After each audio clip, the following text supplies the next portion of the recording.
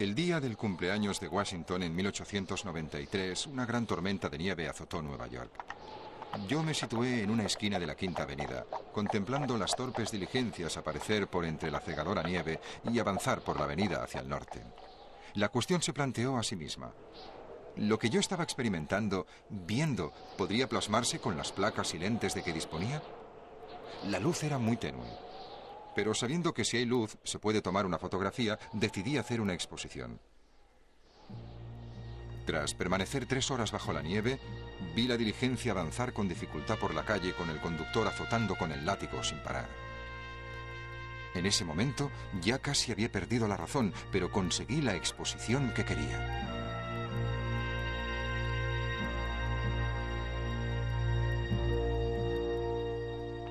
Más tarde, en la Sociedad de Fotógrafos Aficionados de Nueva York, antes de que el negativo estuviera seco, la mostré con gran emoción. Todo el mundo se echó a reír. Por todos los santos, Stiglitz, tira esa maldita fotografía, está borrosa y no es nada nítida. Yo les dije, el negativo es exactamente como yo quería que fuera. Lo que yo quería conseguir no tenía nada que ver con que estuviera borrosa o fuera poco nítida. Lo que Stiglitz buscaba era una nueva visión para el mundo moderno, para enseñar a Norteamérica a ver, y la fotografía era el epítome de una nueva forma de ver. Es conocido como el padre de la fotografía moderna, pero para este rebelde contra la complaciente aceptación del pasado, la fotografía no era suficiente. A principios del siglo XX, en París se estaba gestando una revolución visual, una revuelta contra las convenciones anticuadas del arte. Stiglitz reconocía el futuro cuando lo veía. Introdujo sus trabajos de vanguardia en Norteamérica para sacudir al mundo del arte y liberarlo de su ciego apego al pasado, y para abrir los ojos de Estados Unidos al siglo XX.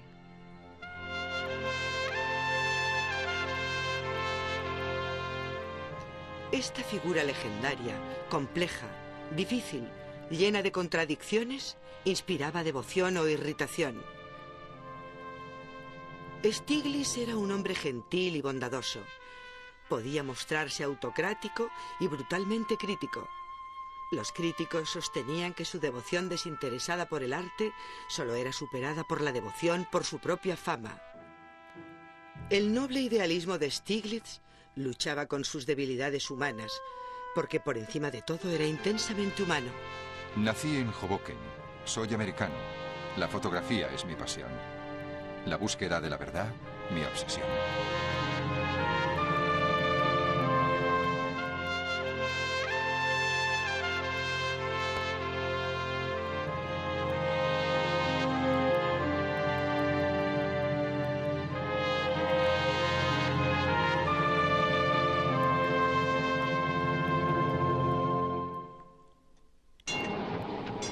Desde 1893 hasta 1895 me dediqué a pasear por las calles del centro de Nueva York, cerca del río East, siempre acompañado por mi cámara. Odiaba las calles sucias, pero al mismo tiempo me fascinaban. Quería fotografiar todo lo que veía. Donde quiera que mirase había una foto que me conmovía. Las tiendas de ropa de segunda mano, los traperos, los harapientos y los marginados. Para todos tenía un lugar en mi corazón. Pero sobre todo estaba la ardiente idea de la fotografía, ofreciendo sus posibilidades para ir aún más lejos.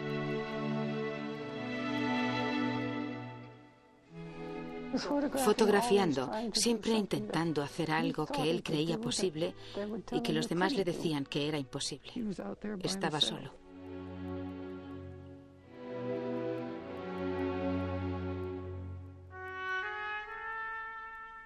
Stiglitz se encontraba en su elemento cuando tenía que enfrentarse al mal tiempo o a unas malas condiciones de luz.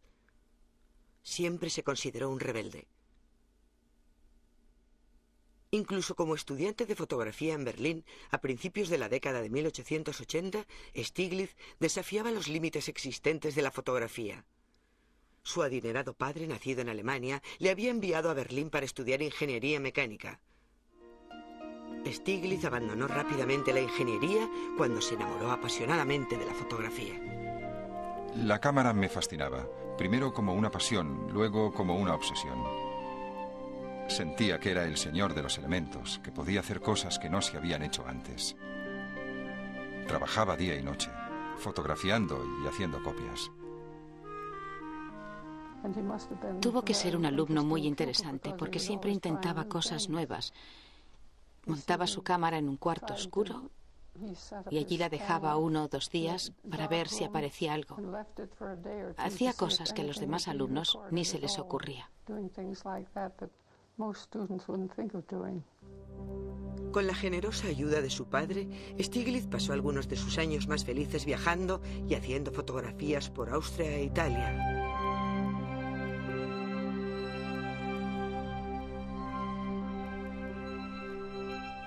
Trabajaba como un poseso.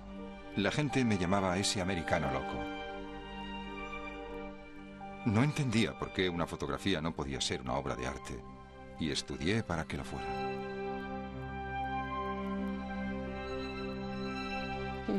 Enviaba fotografías a todos los lugares en los que daban un premio. Y cuando tuvo todas las medallas y premios, tenía una caja de zapatos llena. Supongo que por entonces ya se había convertido en una autoridad. Cuando Stiglitz regresó de Berlín en 1890 por la muerte de su hermana preferida, realmente no estaba preparado. Pero se dio cuenta de que tenía 26 años y era consciente de que su familia quería que sentara la cabeza, se casara y todo eso. Cediendo a las presiones familiares, Stiglitz intentó ser un hombre de negocios y un marido. Fracasaría en ambas cosas. En 1893 se casó con Emmeline Obermeyer, amiga de la familia y rica heredera. Desde el principio sus naturalezas entraron en conflicto. Emmeline era remilgada, burguesa hasta la médula. Stiglitz era un anarquista en constante rebelión contra la sociedad convencional que tanto le gustaba a Emmy. El desastre de su luna de miel en la Europa de 1894 hacía presagiar el fracaso de su matrimonio. Emmy había imaginado un gran viaje, pasando a las tardes con los grandes modistas y cenando en los restaurantes de moda. Stiglitz, interesado solo en la fotografía, arrastró a su lacrimosa esposa a remotas aldeas para captar escenas de campesinos trabajando en la cosecha y a distantes y solitarias playas. Con frecuencia Emmy se sentía desdichada, pero el viaje de novios dio como resultado algunas de las mejores fotografías de Stiglitz. El nacimiento de su hija Kitty, que se convirtió en el tema favorito de sus fotografías, no ayudó a suavizar sus desavenencias. La pasión de Stiglitz por la fotografía le dejaba poco tiempo y ganas para la vida familiar. Vagaba por Nueva York con su cámara. En mis primeras obras quería documentar el Nueva York de la transición, lo viejo gradualmente convirtiéndose en lo nuevo, el espíritu de algo que hacía que Nueva York se granjeara las simpatías de aquellos que la querían.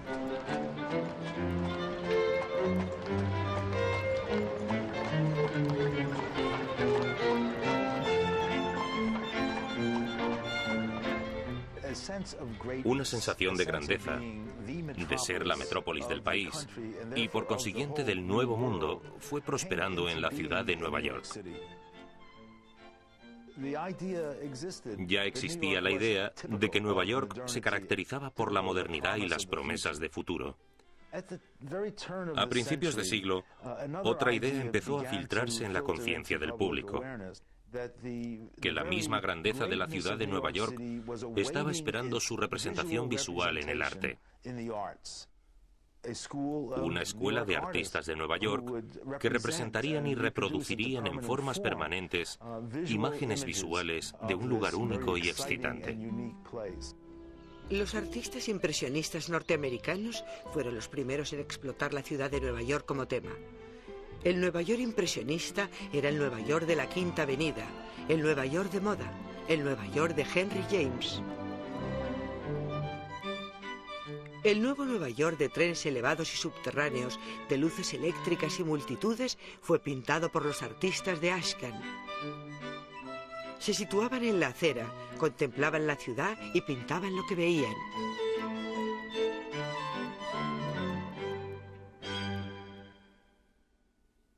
Pero sería la fotografía la que formaría la moderna visión de la ciudad. estaba determinado a que la fotografía fuera aceptada como una forma de arte. Sin embargo, para muchos críticos, la fotografía era más una amenaza que una promesa. La fotografía se ha convertido en el refugio de todo aquel que querría ser pintor y no tiene talento y es demasiado vago para completar sus estudios. Invadiendo el territorio del arte, la fotografía se ha convertido en el enemigo mortal del arte. El fotógrafo ha descubierto una máquina que hace obras maestras por él, metiendo la cabeza en una caja negra y dejando que la máquina lo haga todo. La lucha por la fotografía se convirtió en mi vida.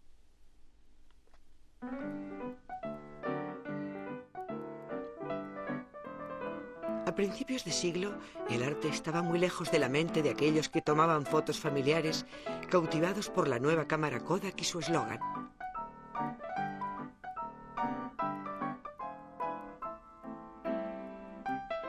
Para el fotógrafo itinerante y el profesional que intentaba complacer a su cliente, la cámara era un medio de vida. No fue el arte, sino la reforma social, lo que envió a Jacob Riis, fotógrafo pionero en documentales, a los más oscuros barrios bajos de Nueva York, y a Louis Hinn a las profundidades de las minas de carbón para iluminar a los niños que allí trabajaban. Para todos ellos, la cámara era una máquina para plasmar fielmente lo que veían. Pero para un pequeño grupo de fotógrafos que orgullosamente se proclamaban a sí mismos aficionados, esta máquina podía crear arte. Para demostrarlo, trabajaban con ahínco para que sus fotografías se pareciesen lo más posible a obras pictóricas. Llamado pictorialismo, su movimiento era la fotografía moderna, vanguardista de su tiempo.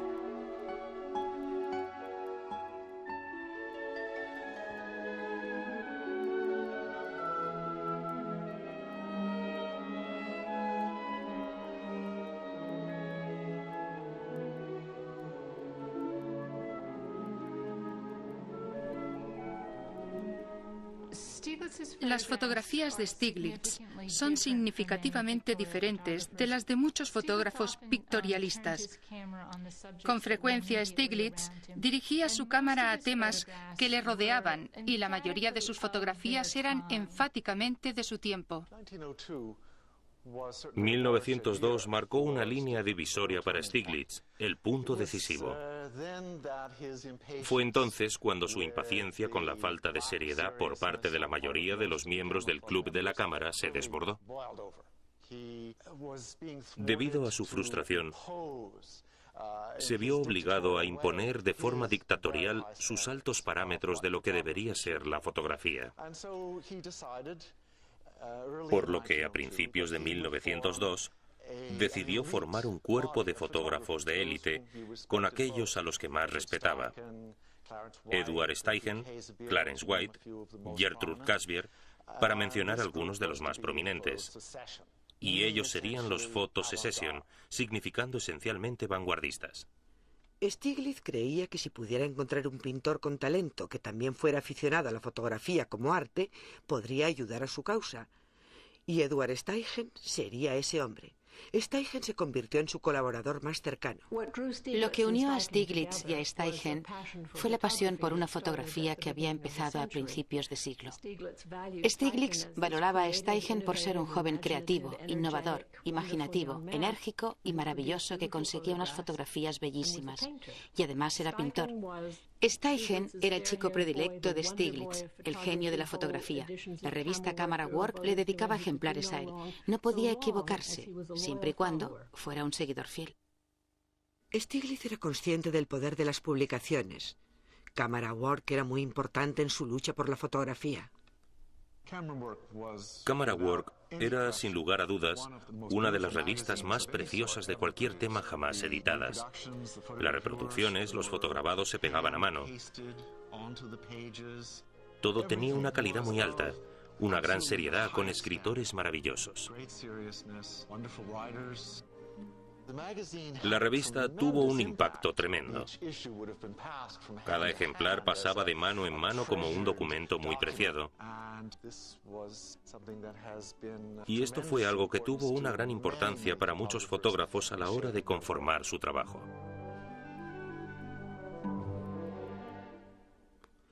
A pesar de que Camera Work y Photo Sensation fueron aclamadas internacionalmente, la auténtica ambición de Stiglitz era crear un gran salón internacional de fotografía en Nueva York para rivalizar o eclipsar a los europeos, pero era imposible encontrar o era demasiado caro un espacio adecuado.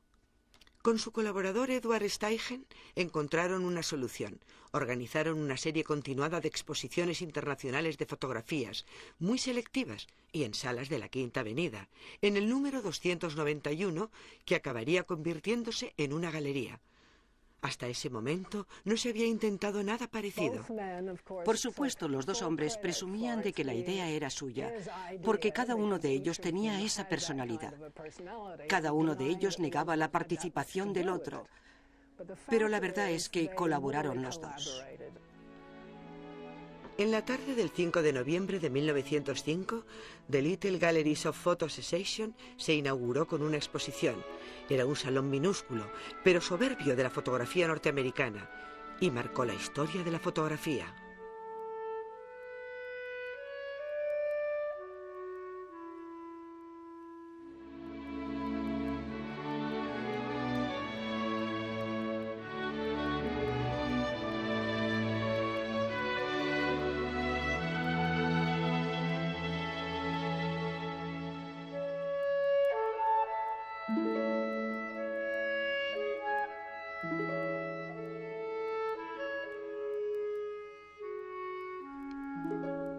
Por primera vez, los norteamericanos tenían la oportunidad de ver obras maestras de la fotografía, tanto europea como de Estados Unidos.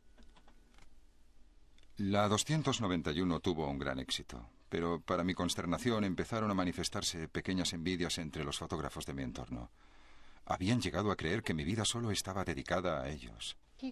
Rápidamente se dio cuenta de que todos se sentían satisfechos de sí mismos y que se creían mejores de lo que Stiglitz creía que eran, y que no progresaban con su arte, no se planteaban desafíos. Empezó a pensar en exponer obras de otros artistas de su tiempo. Cuando Steichen se fue a Europa, se convirtió en un buscador de obras de arte, no solo fotografías, para enviar a la 291. Alfred, que siempre estaba allí, se dedicaba a seleccionarlas, entregando sus días y su energía a la galería.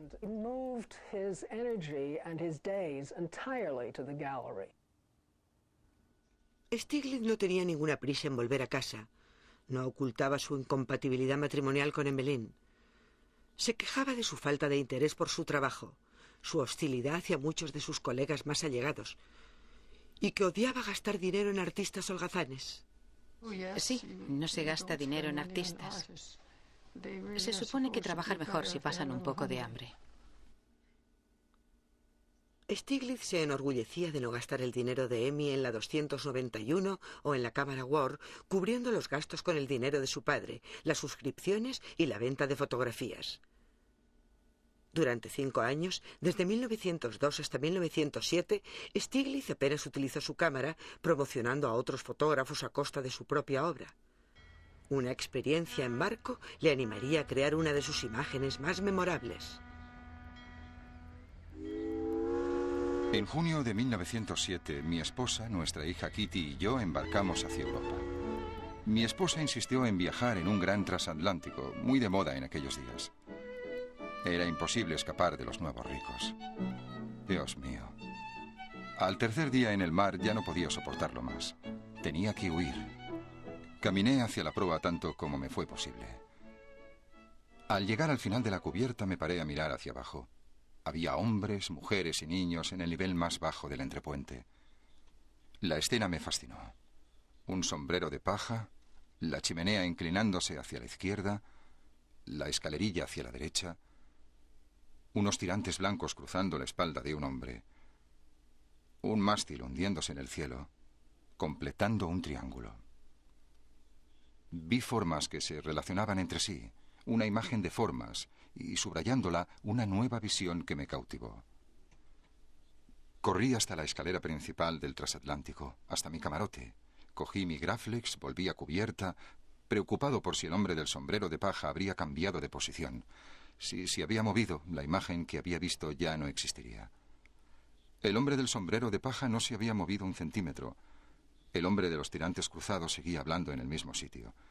Nadie se había movido. Solo tenía un portaplacas con una placa no expuesta. Abrí el obturador. Noté los latidos de mi corazón. Si lograba captar lo que quería, sería una imagen basada en formas relacionadas y profundos sentimientos humanos. Un paso en mi propia evolución.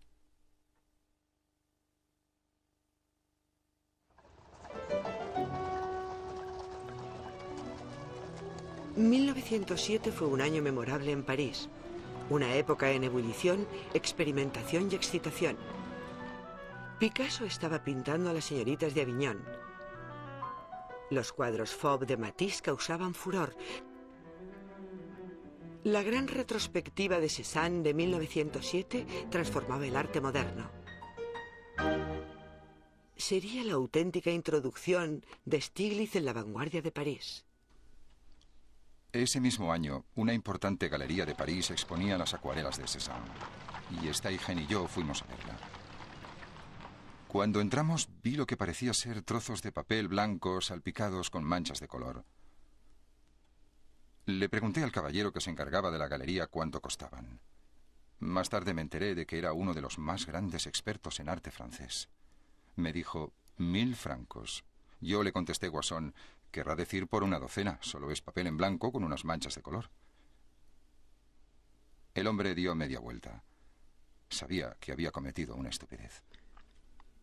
Es posible que Stieglitz no lo entendiera, pero se sentía atraído por lo nuevo y siempre estaba dispuesto a promocionarlo, especialmente si iba a escandalizar a un público burgués. El escultor Rodin le dio esa oportunidad. Steichen había fotografiado a Rodin en innumerables ocasiones, así como sus esculturas. Steichen estaba muy unido a Rodin, era una especie de hijo adoptivo. Le habló de la nueva galería que teníamos en Nueva York y que pronto esperábamos hacer una exposición de sus dibujos. La idea agradó a Rodin y permitió que Steichen eligiera las obras que quiso. La exposición de los dibujos de Rodin fue una de las primeras introducciones al arte moderno en Estados Unidos. La exposición se inauguró el 2 de enero de 1908 y causó sensación. We had the Rodin exhibition, which attracted a great deal of attention, favorable and unfavorable. Most of it was derision. The critics had a field day. Estos dibujos no deberían haberse expuesto en ninguna parte, solo en el estudio del escultor. Decididamente no son algo que deba ofrecerse al público, ni siquiera en una galería.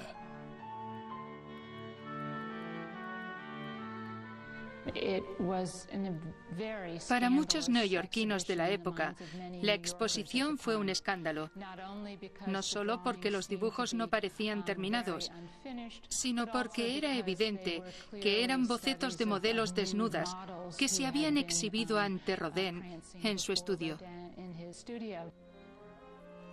Entre los visitantes de la exposición de Rodin había una joven estudiante de arte, Georgia O'Keeffe, quien un día cambiaría el curso de la vida de Stieglitz. Yo estudiaba en Deligue y uno de los chicos me dijo, ¿no quieres ir a la 291 a ver los dibujos de Rodin? Todos los profesores de Deligue enviaban allí a sus alumnos, porque decían que podía ser algo o no, pero no podíamos perdérnoslo. Así que fuimos, y nos encontramos con un hombre que salía con el pelo alborotado, que nos miró realmente enfadado. Le dijimos que queríamos ver los dibujos de Rodin. Bien, dijo, están ahí dentro. Entré y miré a mi alrededor y no vi nada que se pareciera a lo que me habían enseñado. A mí me parecieron un montón de garabatos. Steichen escribió desde París. Tengo otra exposición bomba para ti. Dibujos de Matisse, el más moderno de los modernos. Abstracto al límite.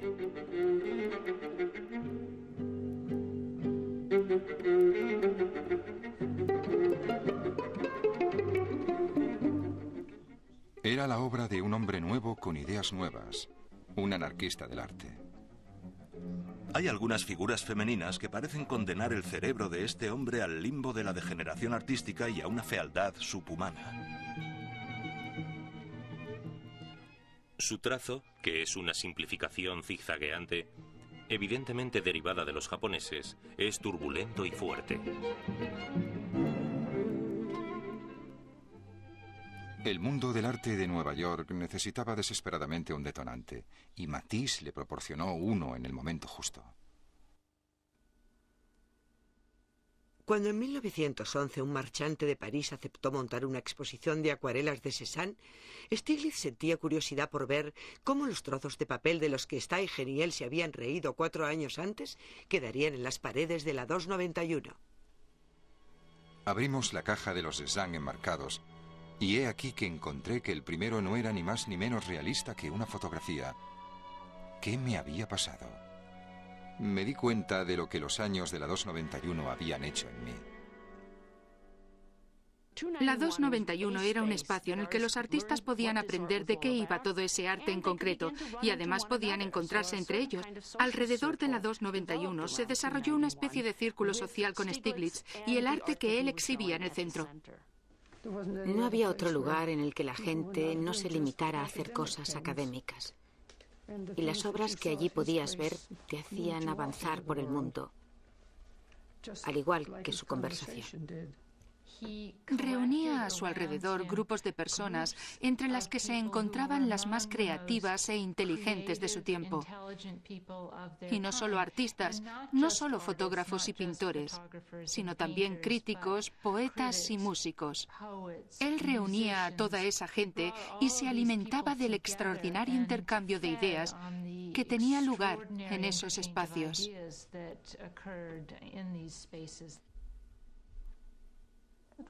Era una especie de emoción y argumento que Stiglitz lanzaba al aire. Era el lugar en el que cuando se te ocurría algo, te ayudaba a encontrar tu camino. Era el único lugar en el que podías encontrarlo. Parte del placer que encontraba Alfred al dirigir la 291 se debía al trabajo en común con sus amigos. Siempre soñaba con crear una especie de comunidad así. Y hasta cierto punto, la 291 se convirtió en eso, un espacio en el que se producía el libre intercambio de ideas. Y ese era un ideal que se remontaba a sus raíces, en casa de su padre. Porque Stiglitz creció en una casa en la que su padre, un comerciante con mucho éxito y que también pintaba, era muy generoso con los artistas. La madre de Stiglitz compartía el interés de su marido por el arte, así como su preferencia por Alfred, su hijo mayor. Este tierno retrato refleja lo que sentía Stiglitz por su madre. Oak Lawn, la casa de verano de la familia en el lago George, siempre estaba abierta a los artistas. Es evidente que Alfred creció en un ambiente de respeto activo por el arte, por lo que para él era normal pensar que era algo que podría seguir haciendo. Para los visitantes de la 291, las cafeterías de Greenwich Village eran con frecuencia la siguiente parada. En el restaurante Polis, los espíritus bohemios proporcionaban a Nueva York el equivalente de una cafetería parisina. Aquí y en Golden Swan, conocido como Hell Hole o Infierno, se elevaban las voces y las copas, se debatían acaloradamente ideas radicales en arte y en política.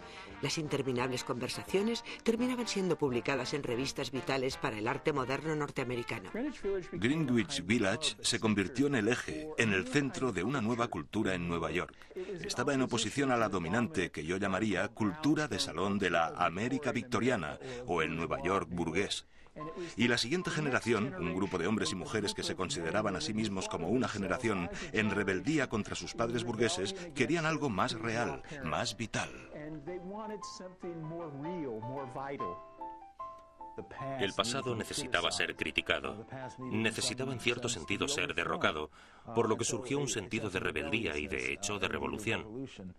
Fue algo cultural así como político. Stieglitz puede incluirse entre aquellos que se identificaban a sí mismos como anarquistas. Para él, ese anarquismo significaba un individualismo intenso, seguir su propio camino, un cierto sentido de rebelión continua, rebelión contra sus orígenes, rebelión contra todo aquello que fuera convencional. Stieglitz reconoció en Picasso un espíritu afín. En 1911 le proporcionó al artista su primera exposición individual en Norteamérica, en la 291. Nueva York se tambaleó escandalizada por el impacto. Cualquier crítica coherente está fuera de toda cuestión.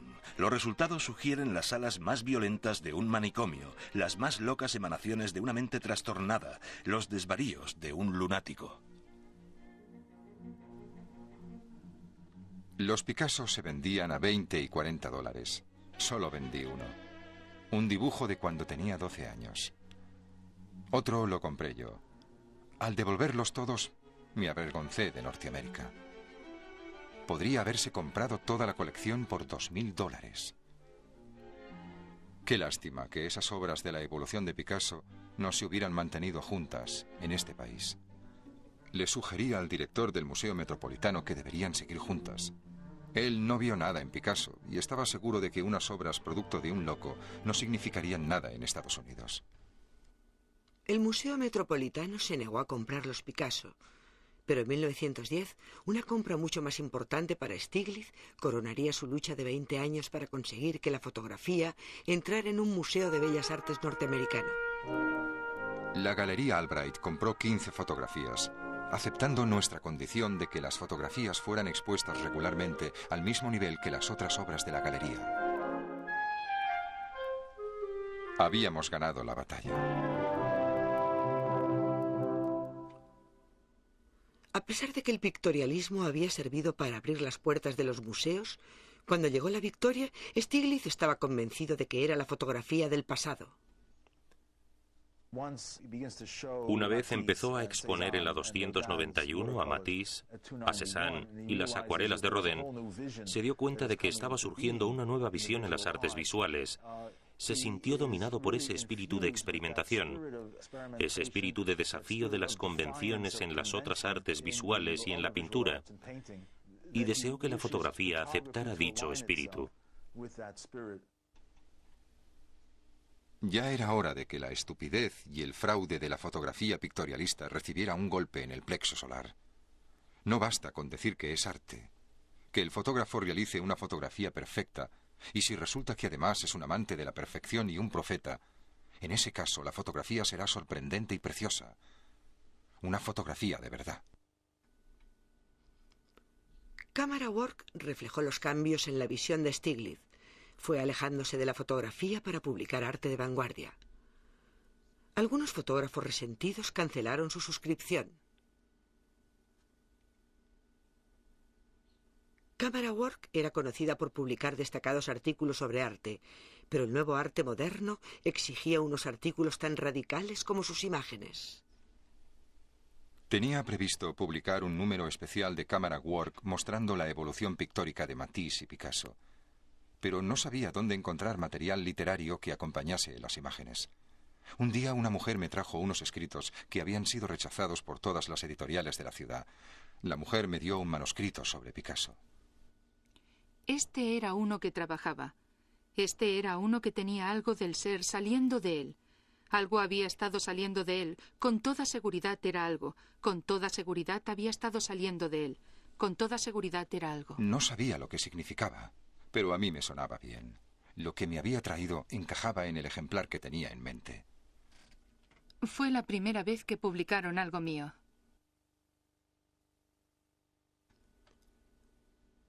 La primera competencia verdadera, la Galería 291, llegó en 1913 con la gran exposición Armory en la ciudad de Nueva York, que reunía la mayor colección de arte moderno local y del extranjero jamás vista en este país. Al principio Stieglitz la apoyó. En muchas formas, la exposición Armory era una justificación de lo que Stieglitz había estado trabajando durante los últimos 5 años. Después de todo, se trataba de una exposición importante de arte moderno europeo en este país.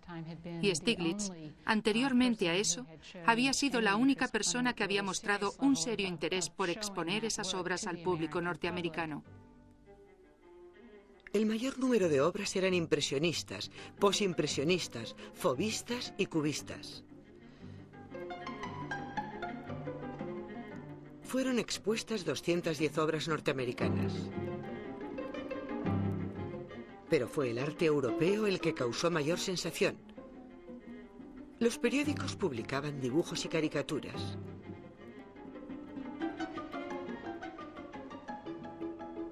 Los artistas eran unos farsantes, unos desequilibrados o unos anarquistas, o las tres cosas. La obra de Duchamp, desnudo bajando una escalera, se convirtió en el blanco preferido. La publicidad negativa atrajo a mucha gente, más de 87.000 personas solo en Nueva York. Los coleccionistas pagaban grandes sumas por las mismas obras europeas que Stieglitz había devuelto sin vender a París. Una obra no es arte hasta que se hace el suficiente ruido, hasta que llega alguien con dinero y la compra. Tras el gran éxito de la exposición Armory, un gran número de galerías empezó a exponer más obras modernas y Stieglitz consideró que había conseguido lo que se había propuesto. La exposición Armory no solo fue una línea divisoria para el arte moderno en Estados Unidos, sino que fue un punto decisivo para Alfred Stieglitz y el arte norteamericano. El arte moderno europeo había alcanzado el éxito, pero solo se vendió una fracción de obras local. La vanguardia estadounidense seguía sin ser apreciada ni valorada. El rebelde necesitaba una nueva causa, y ésta le estaba esperando. Él, Alfred Stieglitz, dirigía la campaña del arte norteamericano. No en el nombre del chauvinismo, sino porque los hijos de uno deben ocupar el primer lugar. El arte norteamericano había sido ignorado en la 291. Entre 1908 y 1914, en las que se llamaban las salas pequeñas más grandes del mundo, Stieglitz le dio a los pioneros modernos su primer reconocimiento público. John Marin, Max Weber, Abraham Balkovich, Arthur Dove, Max Ben Harley, Alfred Maurer. Sabiendo que sus recursos eran limitados, en 1909 su sagaz ojo eligió a los 3 jóvenes pintores con mayor potencial para quienes se convertirían en su mentor, su protector, su padre y su amigo. 7 años más tarde descubriría a la cuarta. Esta vez la artista era una mujer. Stieglitz respondió a una corazonada y decidió invertir su esperanza y su apoyo en estos jóvenes norteamericanos, O'Keeffe, Harley, Dow y Marin. Eran 4 individuos con un gran talento y pensó que si con su esfuerzo podía conseguir que se desarrollaran a su aire, harían una contribución duradera. Y al final Stieglitz tuvo razón. Empezando con John Marin, la historia del famoso círculo de Stieglitz es la única en la historia del arte moderno estadounidense. Conocí a John Marin en 1909 en París. El año antes habíamos expuesto sus acuarelas en la 291. Sus primeros aguafuertes seguían el estilo de Whistler, pero su nueva etapa era libre, atrevida e inconfundiblemente Marin. Yo le dije, ¿por qué no me envía algo así? Cuando hace poco mis marchantes pasaron por aquí y vieron esto, me amenazaron con olvidarse de mí si seguía con obras tan salvajes. Yo le comenté, señor Marin, usted es estadounidense, un artista. Si yo tuviera su talento, mandaría al infierno a cualquiera que intentara interponerse en mi camino. No tenía ni idea de que en cuestión de meses, cuando Marin llegó a Nueva York, nuestras vidas se verían entrelazadas y que echaría las raíces de una larga amistad. Vio en Marin el potencial para captar la energía que iba a ser Nueva York. Y el gran regalo que Marin dio a esa generación fue contemplar la ciudad y empezar a liberar su trazo, hasta descubrir que éste se movía con el ritmo staccato de la moderna ciudad. Si esos edificios me conmueven, es que tienen vida. Por consiguiente, toda la ciudad tiene vida. Los edificios, la gente, todo está vivo. Era muy libre en el estilo, con sus acuarelas. En ese momento, todo el mundo le copiaba. Y Stieglitz empezó a aupar a Marin y a cuidar de él, para que Marin pudiera dedicarse a lo suyo. No sé decirlo de otra forma. Lo mantuvo con vida. La lucha de Arthur Dove como artista sería la más difícil del círculo de Stieglitz. Antes de que Dove se fuera a París, era ilustrador gráfico y ganaba $15.000 al año. Cuando dejó su trabajo como ilustrador para dedicarse a la pintura, su padre le dijo: si puede permitirse rechazar tales ingresos, que no espere nada de mí. Y le negó cualquier ayuda e incluso le eliminó de su testamento. Dove se quedó sin recursos y se fue a vivir a Westport, Connecticut. Trabajaba en una granja de gallinas. Trabajaba 12 horas al día y era un trabajo muy duro, por lo que tenía muy poco tiempo para pintar y hacer algún progreso.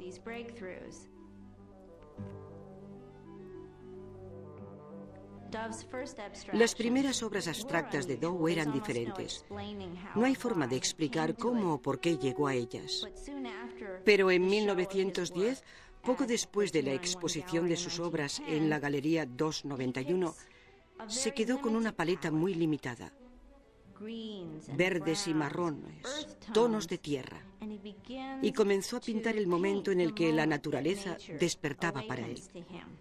La unicidad y la originalidad de su invención sorprendió a Nueva York.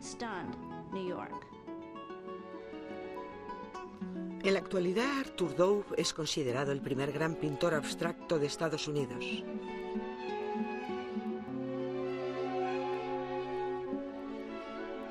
Stieglitz creía que era vital reconocer a los mejores artistas. Era un orador apasionado, capaz de hablar con gran carisma durante horas, intentando demostrar lo siguiente: ¿por qué comprar obras de artistas que llevan años muertos, que no pueden beneficiarse de la compra?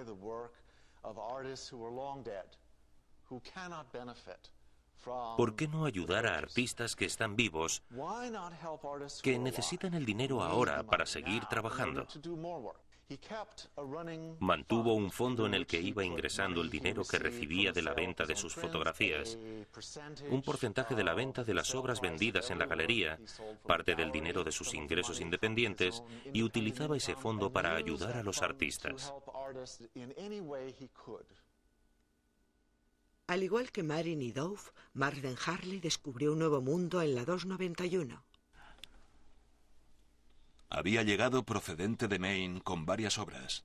Le dije a Stieglitz que no quería exponerlas en ningún otro sitio, que el espíritu de las otras galerías no me interesaba, y le juré que podía vivir con $4 a la semana. Alfred se sorprendió tanto al ver que alguien podía ser tan sencillo como para estar dispuesto a vivir con $4 o $5 a la semana, que no podía creérselo. Y aceptó ayudar a Harley. Bueno, Harley recibió más que eso. Durante años, el más ardiente deseo de Harley era ir a Europa. Stieglitz lo hizo posible. Cuando conoció a un grupo de artistas internacionales, estalló.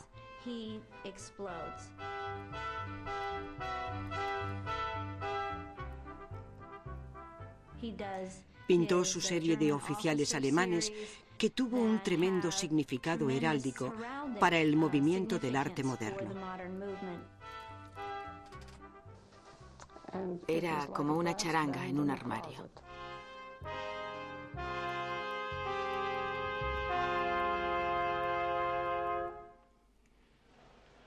El cuarto miembro del grupo de Stieglitz llegaría por medio de un intermediario.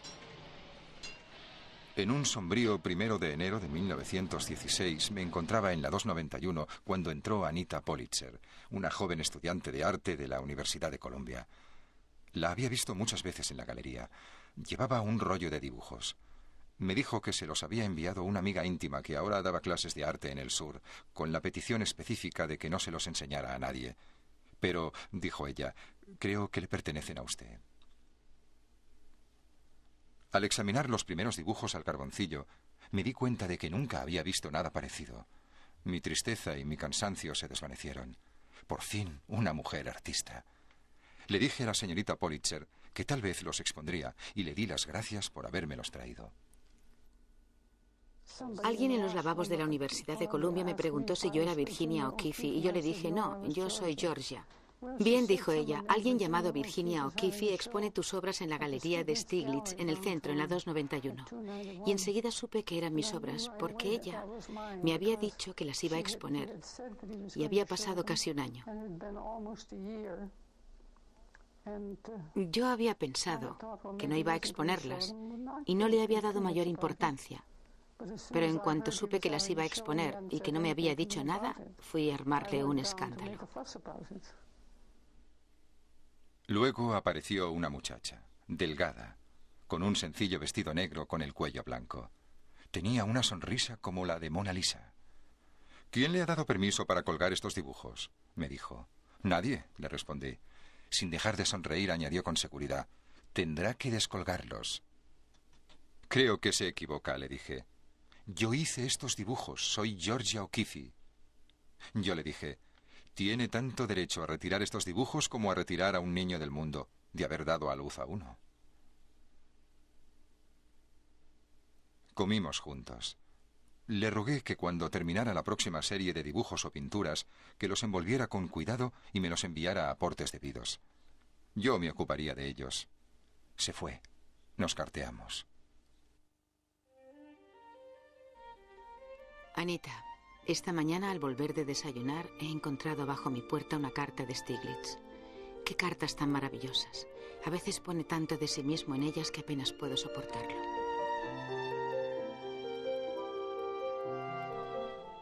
Querida Georgia, antes de salir de la 291 todo estaba oscuro.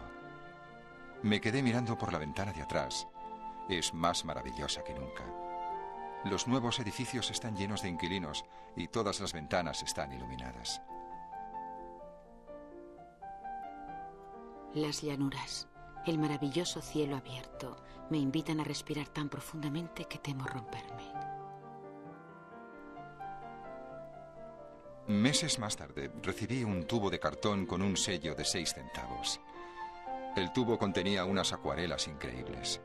Cuando Arthur Dove vio las acuarelas de O'Keeffe, dijo: Stieglitz, esta chica está haciendo de forma natural lo que muchos de nosotros intentamos hacer y no conseguimos.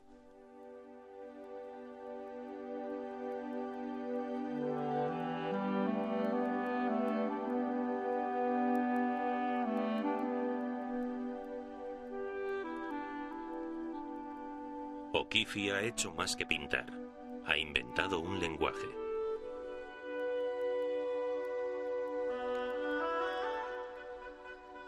Estar otra vez unos días en Nueva York ha sido estupendo, Anita. Fui a ver a Stieglitz. Tenía que ir, Anita. No había forma de evitarlo. Y me alegro de haber ido. Mientras estaba en Nueva York me fotografió. Naturalmente me sentí muy halagada. Por primera vez en años, he tenido tiempo para dedicarme a mis propias fotografías. Son intensamente directas. Retratos. Todas son 8x10. Todas copias al platino. Nada de focos difusos. Mercancía de primera. En algunas con el diafragma a 128. Esa fotografía de la pierna de Dorothy True era un zapato imposible y una buena pierna. Y la cara saliendo como una sombra. Fue una doble exposición.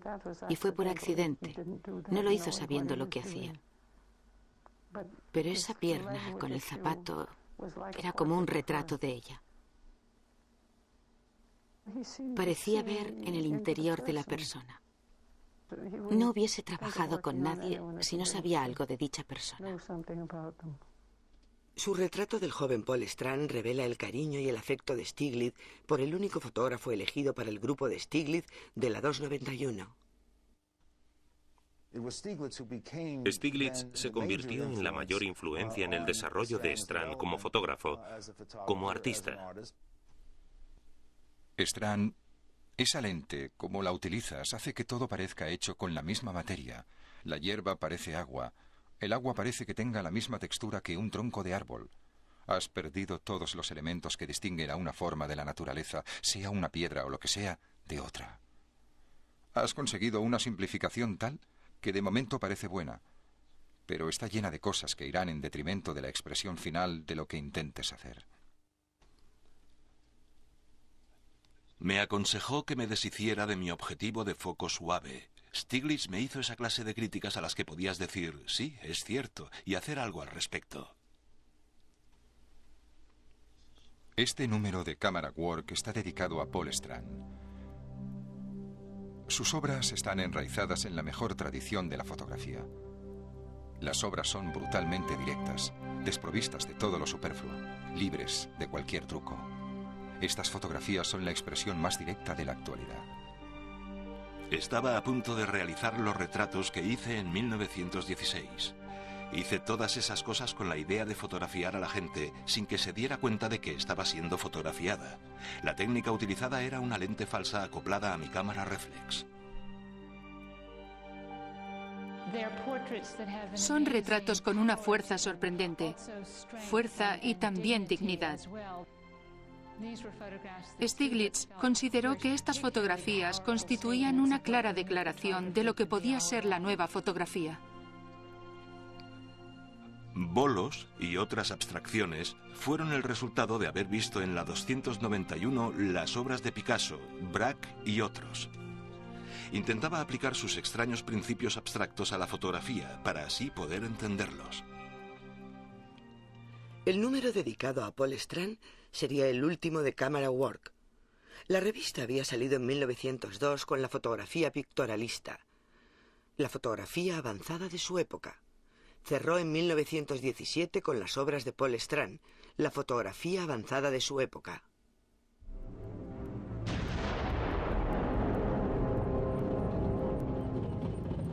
Europa estaba en guerra desde 1914. 3 años más tarde, Estados Unidos se unió a los aliados contra Alemania y Austria. Steichen, amante de Francia, su hogar durante años, se alistó inmediatamente en las fuerzas aéreas norteamericanas. Los sufrimientos que presenció durante la guerra le cambiaron para siempre. Stiglitz y la 291 estaban devastados por la guerra. Los amigos desaparecieron. Como pacifista y con felices recuerdos de su juventud en Alemania, no podía participar en la fiebre de la guerra ni en la histeria antialemana.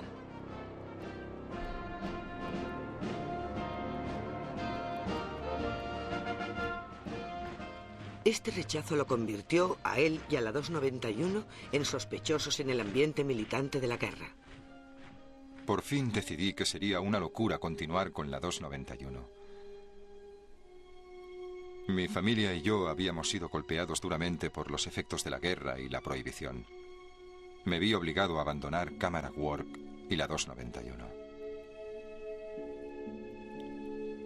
Se supone que tengo gran cantidad de seguidores y muchos amigos. Se sorprenderían si supieran la verdad. Fue en el invierno de 1917 al 18. Un invierno sin carbón. El invierno más frío que Nueva York había experimentado en años. Permanecía sentado en un pequeño espacio vacío y desolado. No tenía a dónde ir.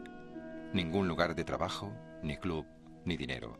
Sentí lo mismo que Napoleón durante su retirada de Moscú. En estos días oscuros, la creciente intimidad de su correspondencia con O'Keeffe fue lo que le mantuvo. No te he dicho que esta tarde le dije a Zoller que quitara más estanterías de la habitación pequeña y que arrancara el resto de la arpillera. El lugar parece como si hubiese sido saqueado por los terribles alemanes. Antes de abandonar Texas, O'Keeffe le envió un cable a Stiglitz. Salgo para Nueva York esta noche. Mi corazón tiene ruedas. Alfred nunca le pidió directamente a O'Keeffe que fuera a Nueva York mientras ella seguía enseñando en Texas. Él quería que lo decidiera ella, pero le dijo lo que encontraría si se iba a Nueva York. Tendría 1 año para pintar. Dispondría de un lugar donde vivir para ella sola. Se refería al estudio de mi madre, que ya había acordado con ella. Pero no intentó convencerla directamente. Le dijo, esto está a tu disposición, ahora decides tú. O'Keeffe llegó a Nueva York y antes de un mes Alfred vivía en el estudio con ella. Había abandonado a su esposa y habían empezado su vida en pareja.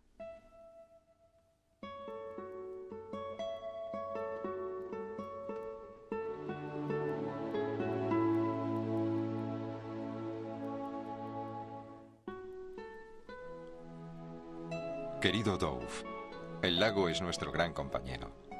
Casi lo tenemos para nosotros solos.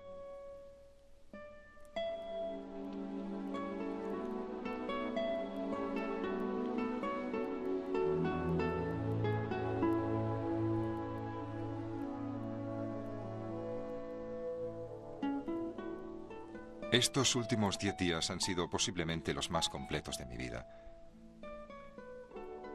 Lo más importante ha sido O'Keeffe. Es más extraordinaria de lo que suponía. De hecho, no creo que haya nadie como ella. Mente y sentimientos muy claros y espontáneos. Y extraordinariamente hermosa. Estamos viviendo hasta el último latido.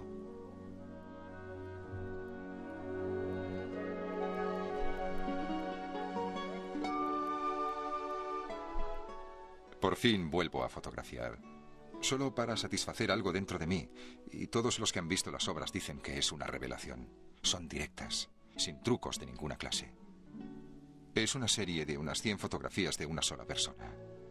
Cabeza, orejas, manos, torso. Es algo que tenía en mente desde hace muchos años. Durante mucho tiempo había querido hacer lo que él llamaba un retrato compuesto de algo. Un retrato que recogiera los diferentes estados de ánimo de una persona, sus distintos yos, a lo largo de su vida. Entre 1917 y 1937, cuando dejó de fotografiar, hizo más de 300 retratos de ella.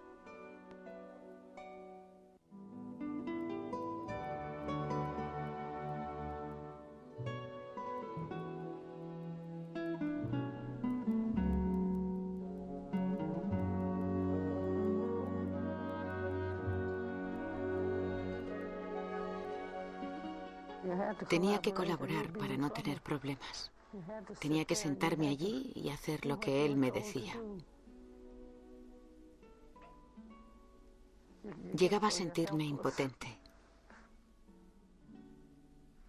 Tenía un trípode que se tambaleaba, que nadie hubiera utilizado. Un trapo viejísimo. Y también un viejo paraguas. Con ello conseguía que ciertas luces se convirtieran en sombras.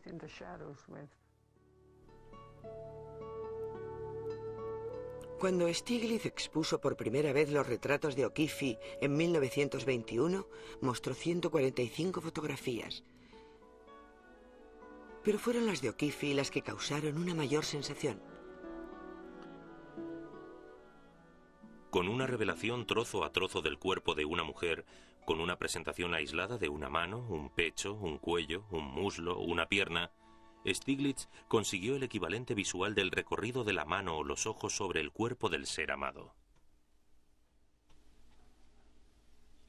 La exposición ha causado sensación, la ha dado a conocer. Ahora todo el mundo conoce su nombre. Se ha convertido en lo que se conoce como un personaje de prensa.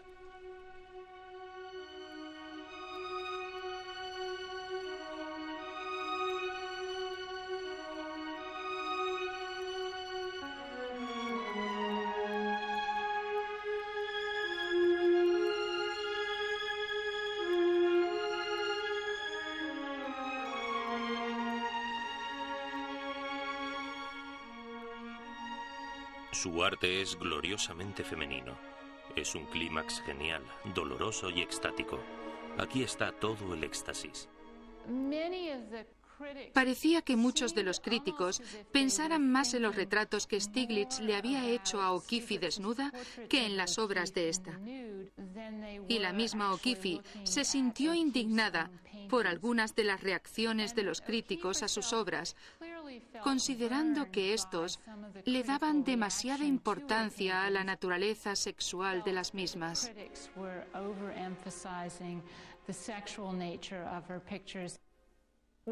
Una de las cosas más interesantes de Stiglitz es que parecía que tenía un pie en el siglo XIX y otro en el siglo XX.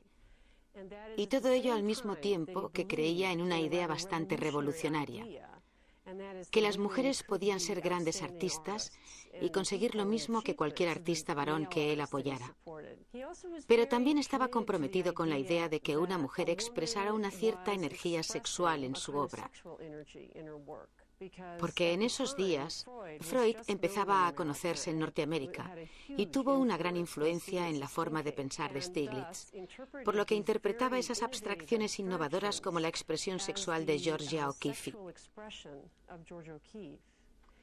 Y empezó a promocionar su obra así. A mediados de los años 20, ella parecía muy consciente de haber cambiado su estilo y ya no trabajaba tanto las abstracciones, ya que creía que por su culpa le habían dado esas interpretaciones freudianas y se centró en estudios de primeros planos de frutas y verduras. Por supuesto, en ese momento también empezó a pintar flores ampliadas, lo que, como es lógico, le dio más material a los críticos para sus interpretaciones freudianas. Las obras de este año son muy terrenales. Solo hay 2 abstracciones. Lo demás es objetivo. Tan objetivo como yo pueda hacerlo.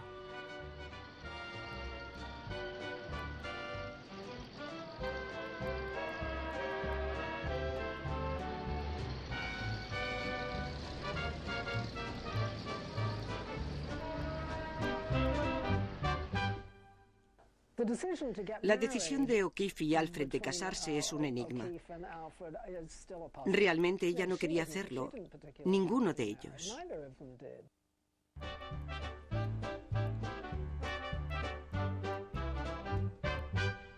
No tenía mucho sentido para mí que ya había vivido todo el escándalo. En aquella época fue un escándalo mayor de lo que sería ahora. Bueno, hoy no sería un escándalo, pero en esos días lo fue. Molestarme ya lo había superado y no pensaba hacer nada al respecto. ¿Y qué? Yo siempre digo que no podrían decir más sobre mí que lo que ya habían dicho, excepto que he muerto.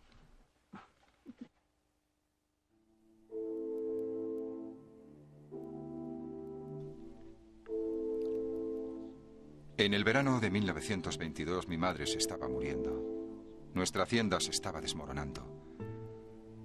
A mi alrededor, desintegración, lenta pero constante. Castaños muriéndose. Los álamos también.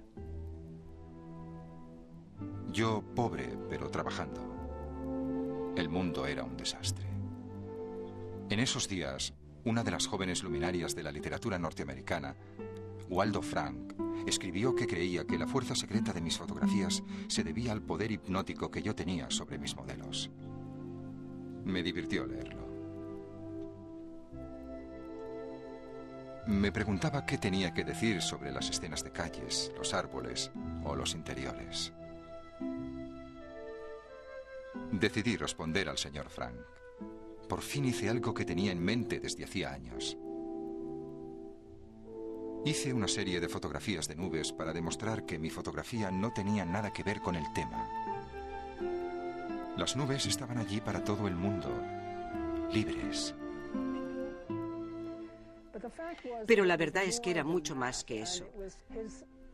Y fue su pesar, su temor por su madre que se estaba muriendo. Tenía que encontrar algo que fuera distante para así crear un alejamiento emocional para sí mismo. Hablaba con las nubes en vez de hacerlo con una persona o con un paisaje.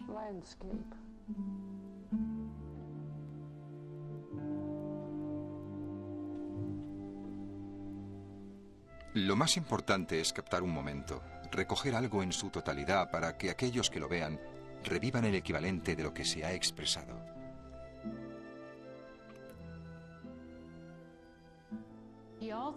También empezó a ver que era una forma de explorar la abstracción en fotografía.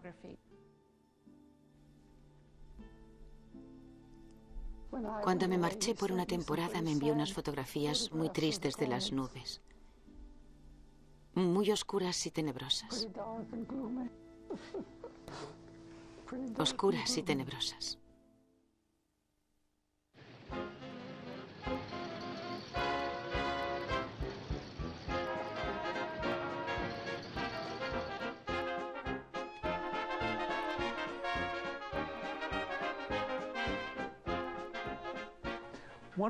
Una de las suposiciones fundamentales del arte moderno es la brutal ruptura con el pasado.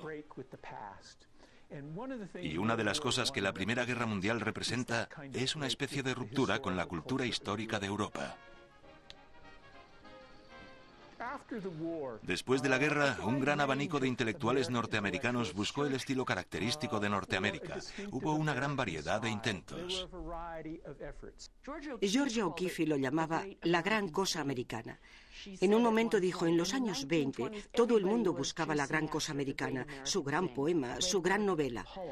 Incluso querían pintar el gran cuadro americano. ¿Y cómo, se preguntaba ella, va a surgir la gran cosa americana si todo el mundo se va a Europa? Durante muchos años, Stiglitz había mantenido una batalla en solitario para conseguir reconocimiento y apoyo al arte a los artistas estadounidenses. Ahora que todos se subían al carro, él reaccionó para reafirmar su liderato. En 1925, la exposición 7 Americanos reunió por primera vez a sus artistas. Marcó un hito histórico para el arte moderno norteamericano y fue un triunfo deslumbrante para el círculo de Stiglitz.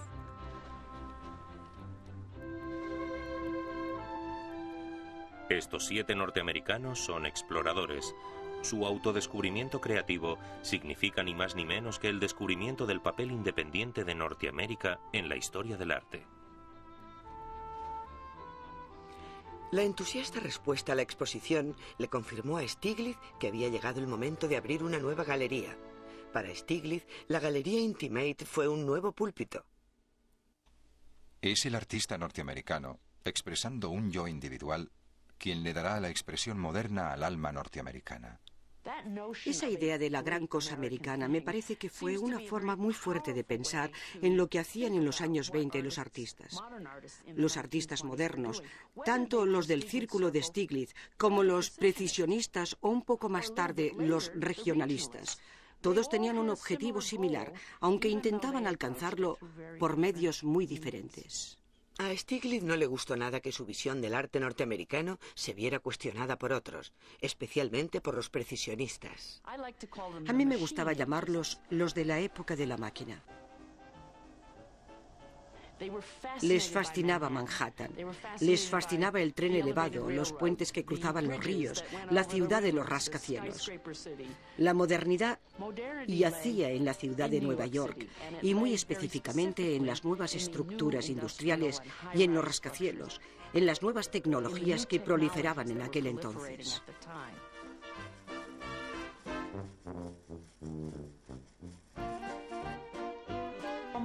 Entre esos artistas incluimos a Joseph Stella y sus obras sobre el puente de Brooklyn o las de Broadway.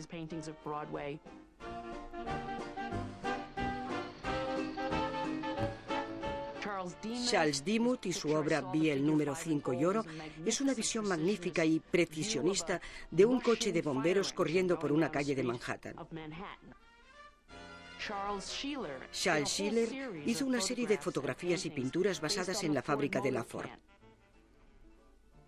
También estaban interesados en lo que podía haberse denominado en el círculo de Stiglitz como la Norteamérica vulgar, la de los productos, la de las marcas.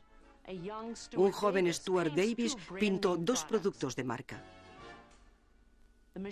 Los de la era de la máquina consideraban a Stiglitz pasado de moda, en su punto de vista, en su amor por la satisfacción espiritual y por el carácter emocional y expresivo del arte. Desde el punto de vista de Stiglitz, los de la era de la máquina mantenían una relación amorosa con la base, el capitalismo y el materialismo. Lo que realmente quería hacer era elevar el nivel de la vida espiritual en Estados Unidos por encima de lo que él consideraba estúpido materialismo, refinando la sensibilidad del público norteamericano mediante las artes visuales.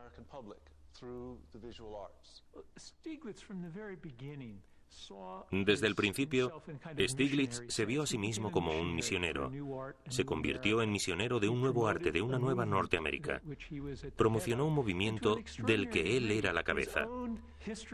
Y hasta un grado extraordinario, su propia historia se convirtió en la historia del arte moderno. Y lo que ahora tenemos que considerar con ojo más crítico es su capacidad para articular su propia visión con la visión de lo que era el arte moderno en Estados Unidos.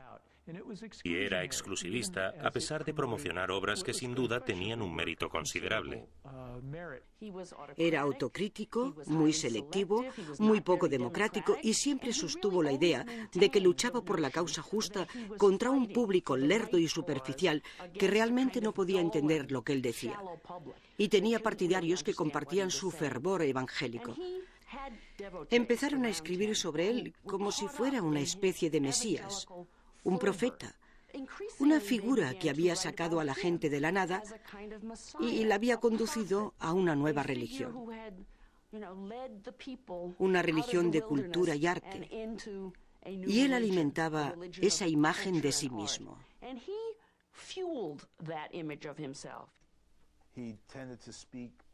Tendía a hablar de forma profética, incluso con parábolas, tal vez al estilo de un profeta del Antiguo Testamento. Es evidente que le impulsaba la idea de la fama, y sus gestos tenían todos los signos de la grandiosidad. La grandiosidad. Creía que era capaz de transmitir la verdad. Hay que tener mucha convicción.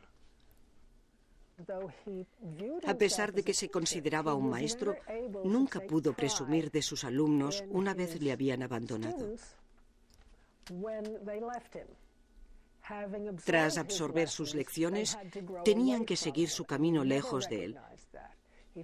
Pero Stiglitz nunca lo aceptó. Consideraba que siempre le traicionaban. Y eso fue un gran drama, porque les había dado todo lo posible y ellos le abandonaban. Y en un momento u otro decían cosas terribles de él. Era muy posesivo, aunque no lo sabía. Cuando sus alumnos creían que habían madurado y consideraban que se encontraban al mismo nivel que Stiglitz, él tenía grandes dificultades en aceptarlo.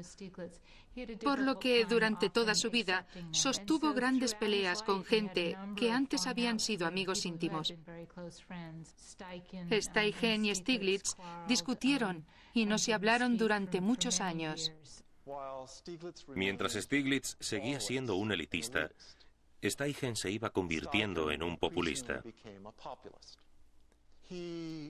Se veía a sí mismo como un fotógrafo capaz de realizar obras de un nivel que podían satisfacer a Stiglitz, pero que también podía llegar a un amplio sector del público. Era el fotógrafo mejor pagado del mundo, pero Stiglitz sostenía que Steichen se había vendido y nunca pudo perdonarle por haberlo hecho. Stiglitz creía en el arte por el arte. Claro que él no tenía que ganarse la vida y Steichen siempre tuvo que ganársela, por lo que Stiglitz podía permitirse creer en el arte por el arte. Estos aspectos tan variados de la persona de Stiglitz son los componentes de una personalidad muy compleja, en la que lo oscuro juega un papel integral, al igual que en sus grandes fotografías, pero también tenía un lado luminoso. Nueva York está más loco que nunca. El ritmo es cada vez más acelerado. Parece que Georgia y yo no seamos de Nueva York ni de ninguna otra parte. Vivimos en lo alto del Hotel Shelton. El viento aúlla y hace temblar la gran estructura de acero. Nos parece estar en medio del océano. Es un lugar maravilloso.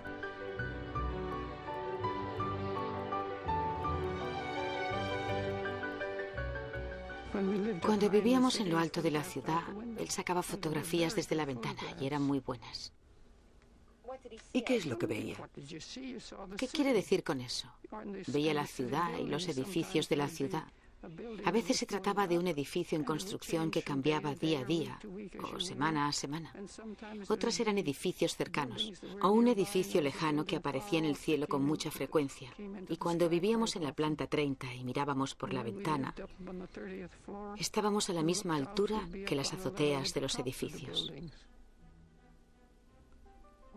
Nuestros trabajos eran diferentes, Pero a mí me interesaba lo que él hacía y a él lo que yo hacía.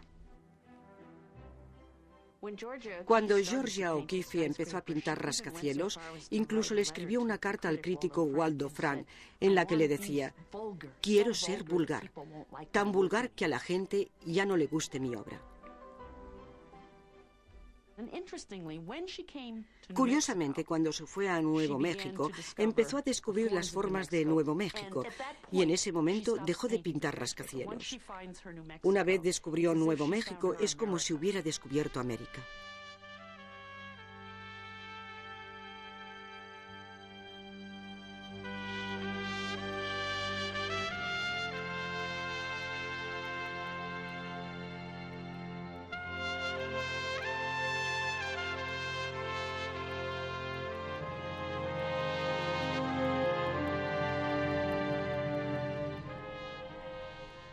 Me lo estoy pasando muy bien.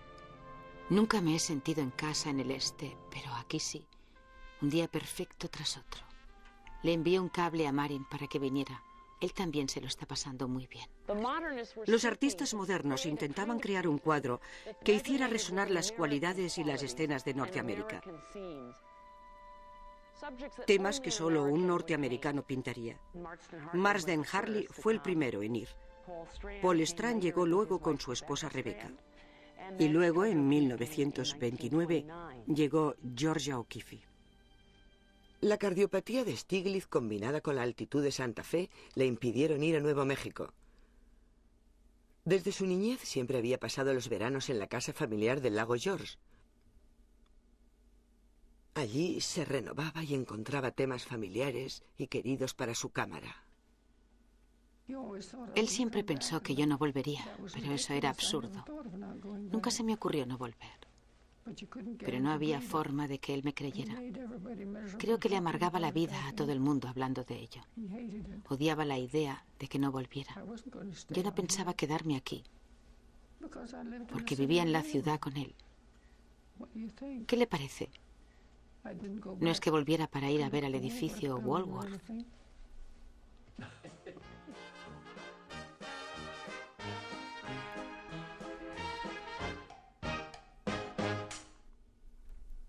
Los discípulos de Stiglitz encontraron un nuevo espacio para una galería. Los fondos para la American Place fueron recaudados por Paul Strand y Dorothy Norman, de 25 años, cuya devoción por la nueva galería solo era comparable por su devoción por Stiglitz. El complejo papel de Norman como secretaria de Stiglitz y ayudante en la galería culminó con la publicación de libros y revistas que contribuyeron a la leyenda de Stiglitz. Y durante un tiempo, su papel como musa y modelo creó tensión en su matrimonio con O'Keeffe. La galería se inauguró poco después del hundimiento de la bolsa en 1929.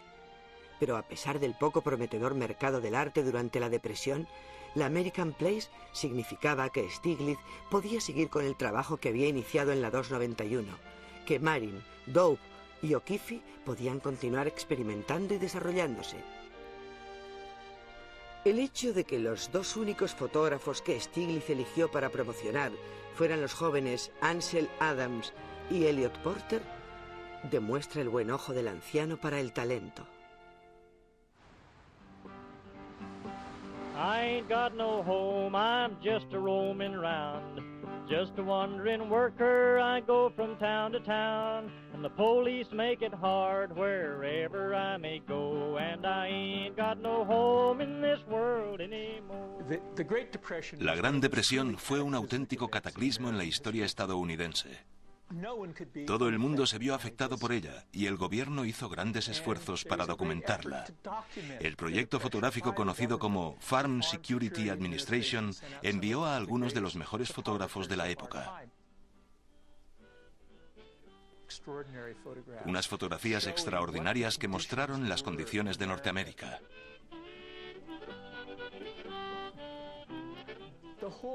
El mundo intelectual en su totalidad se movió hacia la izquierda.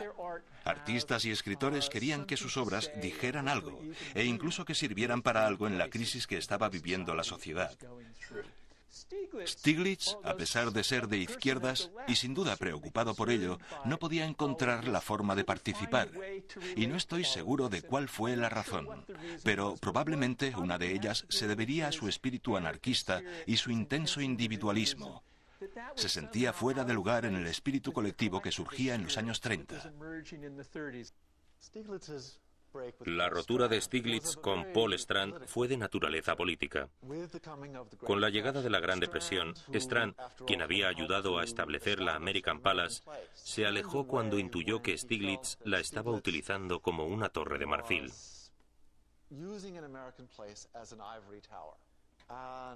Strand vio el arte más como una herramienta política, una idea que Stiglitz aborrecía. Strand consideraba que Stiglitz ya no tenía ninguna importancia. Para los jóvenes, especialmente los documentalistas que salieron del proyecto del Departamento de Agricultura, Stiglitz parecía cada vez más exageradamente enamorado de sí mismo, exageradamente egoísta, artístico.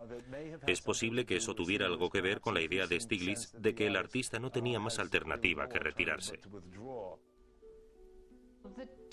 El tono de las obras de Stiglitz cambió dramáticamente en los años 30. Las obras de Stiglitz eran más frías y en cierto modo más agudas y frescas. Pero muchas de sus fotografías de los años 30 tienen una cualidad elegíaca. Son imágenes preciosas, monumentales, pero tienen un aire de tristeza, de soledad. Siento la edad que tengo, no con tristeza ni temor, sino con el sentimiento de que soy inadecuado para las responsabilidades que he aceptado. No puedo contar con nadie y debo ahorrar mis energías para que por lo menos pueda seguir con lo que he empezado.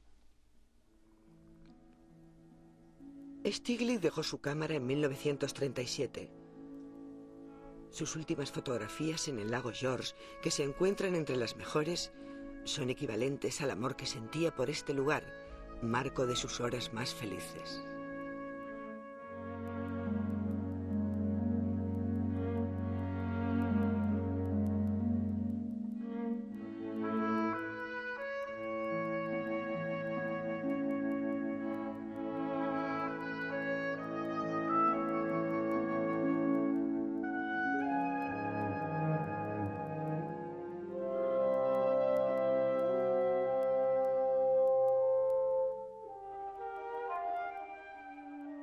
Hasta el final de su vida, murió en 1946, siguió dirigiendo galerías, exponiendo las obras de sus artistas y asegurándose de que los críticos se interesaran por ellas. Y también de que fueran vendidas a los mejores museos del país. Hasta el final de sus días demostró que en lo más profundo de su ser era un rebelde que se negaba a morir. Stiglitz representó la libertad del artista y mantuvo una determinación feroz, heroica de ser libre, de estar en un lugar donde fuera posible decir la verdad, tal como uno la ve en su medio de expresión.